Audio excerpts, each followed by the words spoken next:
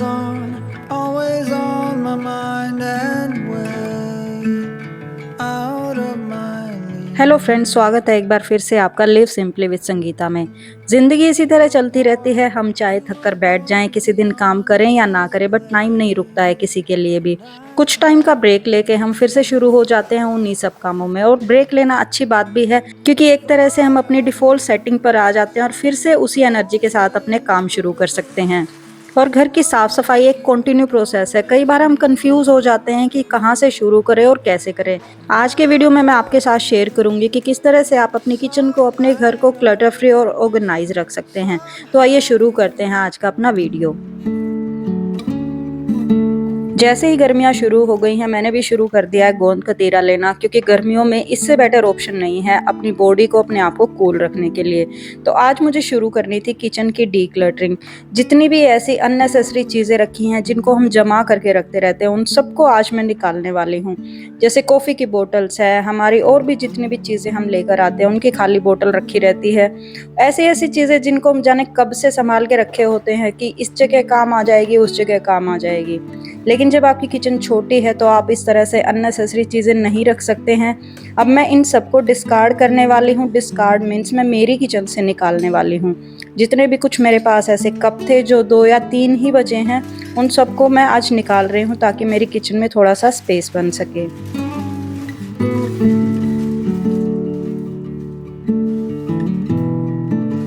अब इन सब चीज़ों को मैं फेंकने वाली नहीं हूँ। मैं मेरी मेड को ये सब देने वाली हूँ, क्योंकि वो उसने बोला है कि यूज़ कर लेगी, अगर किसी के काम आ जाए।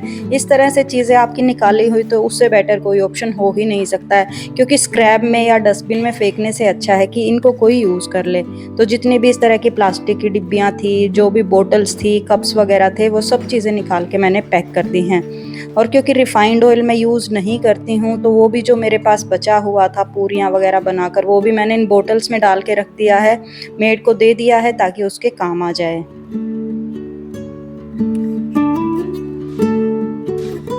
अब क्योंकि नेक्स्ट मंथ शुरू हो चुका है, फिर से मुझे राशन रिफ़िल करना है। बट उससे पहले मैंने सोचा किचन को एक हल्का सा क्लीन अप दिया जाए। जितने भी जार्स वगैरह हैं वो मैंने सब निकाले हैं कि एक बार उनको अच्छे से डीप क्लीन कर लेती हूँ, देख लेती हूँ किस चीज़ की ज़रूरत है, क्या चीज़ एक्स्ट्रा है। कोई ऐसी चीज़ें होती हैं जो पीछे रखी रहती हैं, हमें पता भी नहीं चलता है। जैसे देखिए, वर्मिसेली 2 जगह रखी है, एक जगह रोस्टेड और एक जगह सिंपल। और बहुत बार ऐसा होता है जल्दबाजी में हमें जो बॉक्स खाली मिलता है हम चीज़ें वहाँ रख देते हैं, ऊपर लेबल कुछ और है, अंदर चीज़ कुछ और है। तो मैंने सोचा इस बार इन सब चीज़ों को भी एक बार फिर से सॉर्ट आउट कर दूँगी। जितने भी थोड़े तो बहुत मसाले बचे हुए थे उनको मैं यूटिलाइज़ करने की कोशिश करूँगी। सब बॉक्सेस को मैंने रख दिया है धोने के लिए। और छोले हैं, राजमा है, काले चने हैं, इन सबको मैं भिगो के उबाल के रखने वाली हूँ, क्योंकि बहुत बार हमारे स्नैकिंग के लिए, सब्ज़ी बनाने के लिए, या कोई भी आपको इस तरह की हेल्दी डाइट अपने लिए प्रिपेयर करनी है तो ये बेस्ट ऑप्शन रहते हैं। और यहाँ साथ ही में मैंने वो चीज़ें भी निकाल दी हैं जो ऑलमोस्ट टूट चुकी हैं, लीक हो चुकी हैं, जो यूज़ नहीं हो रही हैं, बस किचन में फिर भी अपना स्पेस लिए हुए हैं। और जिन डिब्बों में शुगर वगैरह थी या तो शक्कर थी, उन सबको मैंने भिगो के रख दिया है ताकि धोना आसान हो जाए। और अब यहाँ पर प्रिपेयर हो रहा है हमारा हल्का सा स्नैक टाइम, जो कि सिया बनाने वाली है। बहुत अच्छे वो पिज़्ज़ा सैंडविच बनाती है। सैंडविच तो नहीं बोल सकते इनको, I think pizza, bread pizza बोलते हैं। अच्छा सा चीज़ लगा के, सारे हेल्दी वेजिटेबल्स वगैरह रख के एयर फ्रायर में डाल के हम इनको बनाते हैं तो काफ़ी हेल्दी वर्जन हो जाता है। कोई भी घी वगैरह लगाने की ज़रूरत नहीं पड़ती है। चीज़ को भी आप चाहें तो छोड़ सकते हैं, बट बच्चों को ये सब चीज़ें अच्छी लगती हैं तो इसलिए वो डाल लेते हैं। और ये इतने ज़्यादा टेस्टी बनकर तैयार होते हैं कि आप बाहर के पिज़्ज़ा को भूल जाएंगे। और यहाँ पर सारी ही चीज़ें मैंने उबाल के डाल के रखती हैं। तो फ्रिज में आप इन चीज़ों को 4 से 5 दिन के लिए इजीली स्टोर करके रख सकते हैं। जब भी आपका मन करे बस आपको निकालना है, हल्का फुल्का बना के कोई भी स्नैक्स आप तैयार कर सकते हैं। और सारे भी बॉक्सेस को भी मैंने रात को धो के रख दिया था, क्योंकि अगले दिन फिर मेरा राशन आने वाला था और उन सबको भी मुझे डाल के रखना था। अब ये काम मैं इस वक्त कर रही हूँ जब डिनर वगैरह सब कुछ हो चुका है, सारी किचन वाइंड अप हो चुकी है। लास्ट में मैं ये काम करने वाली हूँ। हालांकि हम थक जाते हैं, मन नहीं करता है ये सब चीज़ें करने का, बट ये चीज़ें मेरे नेक्स्ट डे की प्लानिंग का हिस्सा हैं, क्योंकि राशन आएगा, फिर सारी चीज़ें मुझे डाल के रखनी है, तो ज़रूरी था इन सबको भी मैं एक बार वॉश करके रख दूँ।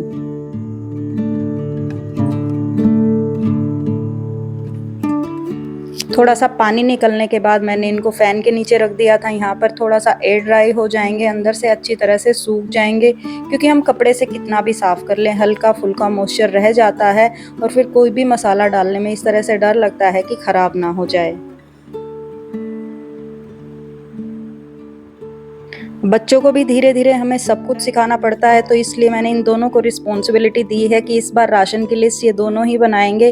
किचन में देखकर जितने भी सैनिटरी की चीज़ें रिक्वायरमेंट है वो सब चीज़ों की लिस्ट इन्होंने खुद से प्रिपेयर की है और ऑनलाइन शॉपिंग से ये खरीद भी खुद ही रहे हैं, ताकि इनको प्राइस का पता चले, कहाँ प्राइस सस्ता है कहाँ महंगा है, हर एक चीज़ का प्राइस कितना है। क्योंकि जब बच्चे खाने की चीज़ें मंगा लेते हैं उनको पता भी नहीं होता है कि ये सब चीज़ें कितने पैसों में आती हैं। थोड़ा सा बजटिंग भी सीखते हैं, थोड़ा सा टीम वर्क भी सीखते हैं, बहुत सारी चीज़ों में इस तरह से हेल्प हो जाती है। और ये देखिए नेक्स्ट डे हमारे सारे ही बॉक्सेस सूख चुके थे, मेरा राशन भी आ चुका था। और ये बॉक्सेस आप में से बहुत से लोग मुझसे पूछते हैं, मैं तकरीबन 2 सालों से यूज़ कर रही हूँ। ये इसकी जो लिड है अंदर की तरफ प्लास्टिक की और बाहर की तरफ स्टील की है, कहीं से भी इसमें कोई क्रैक नहीं आया है।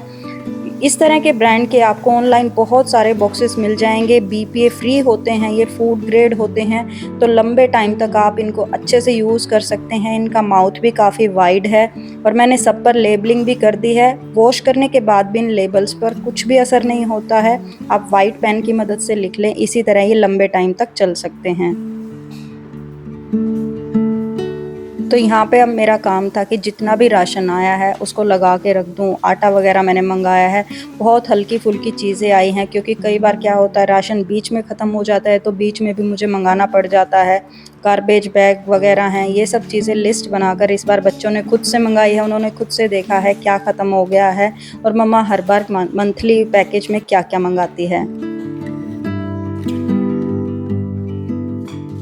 मुझसे बहुत से लोग कई बार कमेंट करके पूछते हैं कि किचन की डीप क्लीनिंग कैसे शुरू करें। आप पूरी किचन को एक दिन में डीप क्लीन नहीं कर सकते हैं, आपको सेक्शंस में ही काम करना पड़ेगा। आप हर एक सेक्शन अलग अलग चीज़ लेके शुरू कर सकते हैं। अगर आपके पास हेल्प है, मेड है या कोई भी घर का एक्स्ट्रा मेंबर है, 1-2 मेंबर हैं जो आपकी हेल्प कर सकते हैं, तब आप ज़रूर ट्राई कर सकते हैं कि आप एक ही दिन में पूरी किचन को वाइंड अप कर दें। अदरवाइज़ आपको छोटे छोटे सेक्शन लेके क्लीनिंग करनी चाहिए। और यहाँ पर मैं एक पेस्ट तैयार करके रख रही हूँ पाउडर फॉर्म में, जिसमें मैंने सौंफ डाली है और ये धागे वाली मिश्री मैं यूज़ कर रही हूँ। इसको धागा मिश्री भी बोलते हैं, सट्टा मिश्री भी बोलते हैं। तो इसको हल्का सा पीसना ज़रूरी है, पीसना इन द सेंस इसको तोड़ के इसका धागा निकालना ज़रूरी होता है। इसके अंदर इस तरह से आपको थ्रेड मिलता है, क्योंकि ये अगर आप पाउडर में डालेंगे तो फिर वो आपके खाने में आ सकता है। तो ये इसको अच्छे से पीस के मैंने तैयार कर लिया है। मल्टीपल ड्रिंक्स वगैरह में आप इसको यूज़ कर सकते हैं। फ्लेवर के लिए भी अच्छा होता है, हमारी बॉडी के लिए भी बहुत ठंडा होता है ये। इसको मैंने जार में डाल के रख दिया है और यहाँ पर मैं एक ड्रिंक प्रिपेयर कर रही हूँ जो आपके साथ भी शेयर करती हूँ। सबसे पहले मैंने लेमन्स को कट कर लिया है और फ्रेश पुदीना के पत्ते ले लिए हैं, इनको छोटा छोटा कट करके कर लिया है। जैसे हम गर्मी में शिकंजी वगैरह पीते हैं या आप कोई और भी ड्रिंक बनाते हैं तो उसी का एक ऑप्शन के जैसा है। थोड़े से पुदीने के पत्ते डाल लिए हैं, नींबू मैंने निचोड़ के भी डाल लिया है और हल्के से स्लाइसेस भी डाल लिए हैं। और इसके अंदर वो जो मिक्सचर मैंने बनाया था मिश्री का और सौंफ का, 1 चम्मच वो डाल दिया है, थोड़ा सा काला नमक और ये है खस का शरबत जो कि बहुत अच्छा फ्लेवर देता है। और इसमें ये जो चांदी का वर्क आपको दिख रहा है हमारी बॉडी के लिए भी बहुत ठंडा होता है, तो हल्का सा फ्लेवर आप ये भी ऐड कर सकते हैं। तो आपका जो कैजुअल नींबू पानी है ना, वो एक अलग तरह के ड्रिंक में तैयार हो जाएगा। अब यहाँ पर आप इसमें नॉर्मल पानी भी मिला सकते हैं या तो सोडा वाटर भी मिला सकते हैं। तो ये इतनी अच्छी ड्रिंक तैयार हो जाती है जो हेल्दी भी है, रिफ्रेशिंग भी है और समर में बच्चे इसको बहुत ज़्यादा एंजॉय करते हैं। आप चाहें तो इसको डायरेक्ट भी एंजॉय कर सकते हैं, घंटे भर के लिए फ्रिज में भी रख सकते हैं, या तो चाहें तो गोंद कतीरा डाल के भी इसको एंजॉय कर सकते हैं। क्योंकि इस गोंद कतीरे का अपना कोई टेस्ट नहीं होता है, फ्लेवरलेस होता है ये, तो आप किसी भी डिश में इस तरह से डाल सकते हैं। आप चाहें तो इसके साथ थोड़ा सा आइस क्यूब डाल लें और इतनी अच्छी ड्रिंक तैयार हो जाती है। घंटे 2 घंटे के लिए आप इसको ईजिली बना के फ्रिज में स्टोर करके रख सकते हैं। और आज लंच के लिए हमने कुछ डिफरेंट बनाने का सोचा है। यहाँ पर पहले तैयार कर रही हूँ मैं धनिया की चटनी, जिसमें मैंने थोड़ा सा पुदीना भी डाला है। इस धनिया को मैंने अच्छी तरह से धो के रख दिया था ताकि सारा इसका पानी निकल जाए। अब इसी के अंदर धनिया पूरा का पूरा डंठल के साथ मैंने डाला है, थोड़ा सा पुदीना डाला है। अब इसके अंदर थोड़े से इंग्रेडिएंट्स और जाएंगे, जैसे कि मैंने 3-4 हरी मिर्च डाली हैं, इतनी ज़्यादा तीखी नहीं है ये, हल्की ही हैं। 1 से 1.5 चम्मच के करीब थोड़ा नमक डाला है और ये भुनी हुई मूंगफली है, कच्ची मूंगफली नहीं है, ये डाली हैं। इनसे स्वाद बहुत अच्छा हो जाता है। 1 से 2 आप आइस क्यूब डाल सकते हैं और 1 स्पून चीनी की डाल दें। तो ये देखिए जो सारा का सारा बैलेंस है टेस्ट का वो अच्छे से हो जाएगा। और एक मैंने इसमें लेमन स्क्वीज़ कर लिया है और 1-2 इसमें गांठ डाल लिया मैंने लहसुन की। बहुत ही टेस्टी ये चटनी बनकर तैयार होती है। इसमें सारे हेल्दी ऑप्शन हैं। बीच बीच में आपको थोड़ा सा चलाना पड़ेगा, थोड़ा सा पानी डाल के तैयार करना पड़ेगा क्योंकि बहुत ज़्यादा क्वांटिटी ज़्यादा हो गई थी धनिये की, तो इसलिए मैंने थोड़ा सा पानी डालकर तैयार किया है। 1 से 2 दिन के लिए आप इसको इजीली रख सकते हैं या तो फ्रीज करके आप इसको कम से कम 10 से 15 दिन के लिए भी रख सकते हैं। और ये जो मूंग की धुली हुई दाल को मैंने भिगो के रखा था, इसको भी मैं पीसने वाली हूँ। हल्का सा चीले के जैसा हम बनाने वाले हैं क्योंकि डोसा वगैरह मैंने कभी लाइफ में बनाया नहीं है, तो मुझे उस तरह से बनाना भी नहीं आता। ये फर्स्ट टाइम है जो मैं ट्राई कर रही हूँ और साथ ही आपके साथ भी शेयर कर रही हूँ। ये देखिए थोड़ा सा पानी डाल के मैंने पीस लिया था, कितना अच्छा क्रीमी टेक्सचर आया है। बस इसी तरह फाइन पेस्ट बनाना होता है इसका। एक्चुअली मैं आपको सिखा रही हूँ बट मुझे भी इतना ज़्यादा नहीं आता है, मैंने भी कहीं से सीखा ही है ये। थोड़ा सा मैंने इसमें डाला है जीरा पाउडर, थोड़ा सा धनिया और थोड़ा सा नमक हमने पीसते हुए डाल लिया था।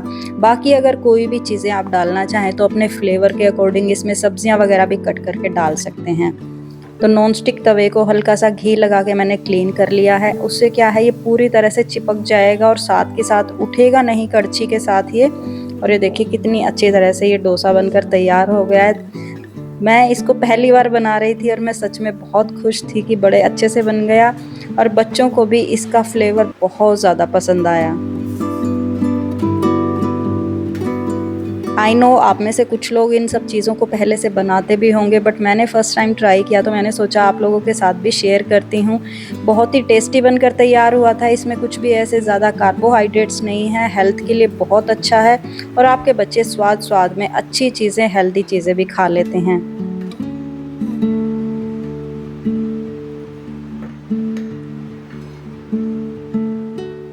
अब इसके बाद करनी थी मुझे थोड़ी सी क्लीनिंग ऑर्गेनाइजेशन। जो 1-2 सेक्शन है मेरे घर के जिनको ज़रूरत थी, ये जो मंदिर के ऊपर वाला एरिया है यहाँ पर सारी मेडिसिन्स वगैरह रखी हुई हैं और भी छोटी छोटी चीज़ें हैं बट जो बिखरी रहती हैं। जैसे ही इसको ओपन करते हैं चीज़ें एकदम से नीचे आके गिरने लग जाती हैं, तो मैंने सोचा आज इसका ऑर्गेनाइजेशन करती हूँ थोड़े से अच्छे तरीके से। साथ ही डी क्लटरिंग भी हो जाएगी, यानी जिन चीज़ों की ज़रूरत नहीं है, काफ़ी टाइम से रखी हैं, उनको भी मैं निकाल दूँगी।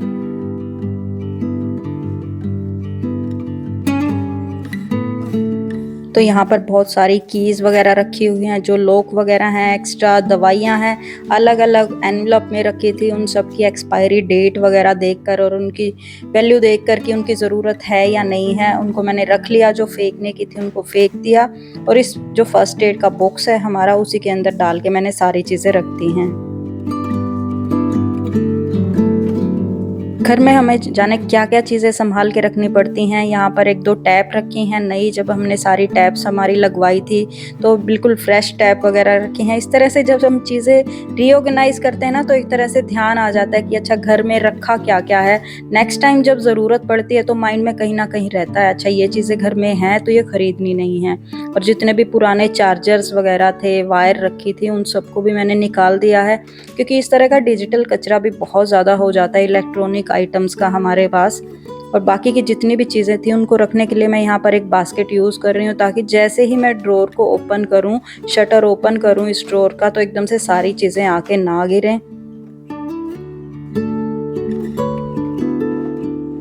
ये देखिए इसको तरीके से अब मैंने रख दिया है। यहाँ पर जितनी भी टैप्स वगैरह थी वो सब भी यहाँ पर लगा कर रख दी हैं। थोड़ा सा स्पेस को अगर हम तरीके से ऑर्गेनाइज करें तो अच्छी तरह से हम चीज़ें सेट कर सकते हैं। और ये है सेट टॉप बॉक्स का, ये देखिए बॉक्स जो पहले हमने लगाया हुआ था इस टेबल से पहले, तो इसको भी मैं कहीं ना कहीं यूटिलाइज कर लूँगी जब ज़रूरत पड़ेगी मुझे। और साथ के साथ नीचे वाले ड्रॉर्स को भी मैंने हल्का फुल्का रीसेट कर दिया है। बहुत सारी चीज़ें होती हैं, जब हम एक चीज़ निकालते हैं तो 10 चीज़ें उसके साथ बिखर जाती हैं। बच्चे हैं चीज़ें निकालते हुए देखते नहीं हैं, तो हल्का फुल्का जब आप रीसेट करते चलते हैं ना तो बहुत ज़्यादा डीप क्लीनिंग की ज़रूरत नहीं पड़ती। जितने भी बैग्स थे उनको मैंने रीसेट करके रख दिया है और जो पेपर रोल वगैरह थे जिनकी ज़रूरत थी उनको भी निकाल के उनकी जगह पर लगा दिया है।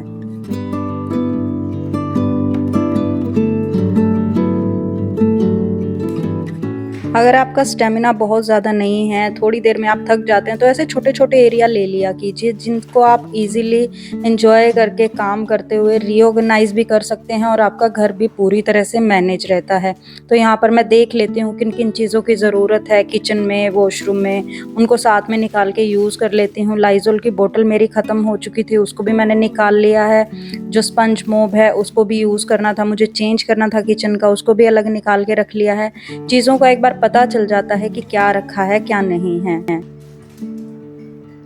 और इस बार की समर के लिए मैंने अपने लिए कुछ नाइट सूट ऑर्डर किए हैं, जैसे कि मैंने आपको पिछली बार भी बताया था। एक ऑलरेडी मैं यूज़ कर चुकी हूँ और ये जो 2 नए आए हैं ये मैंने सोचा आपके साथ भी शेयर करती हूँ इनका रिव्यू। इस बार मैंने साइज़ हल्का सा बड़ा मंगाया है, लास्ट टाइम वाला मुझे हल्का सा टाइट था एंड आई होप कि इस बार साइज़ परफेक्ट आया हो। तो इसका कलर पिंक शेड है, मुझे ये शेड बहुत अच्छी लगती है, आई थिंक मेरे कलर पर सूट भी करती है। तो इस तरह के मेरे पास 2 से 3 ऑलरेडी सेट हैं और एक मैंने मंगाया है थोड़े से अलग स्टाइल का, इस बार स्ट्रिप डिज़ाइन में है और ये देखिए इस तरह से शर्ट के जैसा इसका डिज़ाइन है। तो मैंने सोचा इस बार थोड़ा सा नया स्टाइल ट्राई करती हूँ। तो यहाँ पर इसकी फिटिंग परफेक्ट आई है, हल्का फुल्का लूज़ है बट नाइट सूट इसी तरह के अच्छे लगते हैं, थोड़े से खुले खुले से। पजामा इसका थोड़ा सा लंबा लग रहा है मुझे, ये देखिए पीछे से कवर भी प्रॉपर हो पा रहा है टी शर्ट की वजह से। तो मुझे तो लुक इसका काफ़ी अच्छा लगा। आप लोग बताइएगा आपको इन दोनों में से कौन सा ज़्यादा पसंद आया है।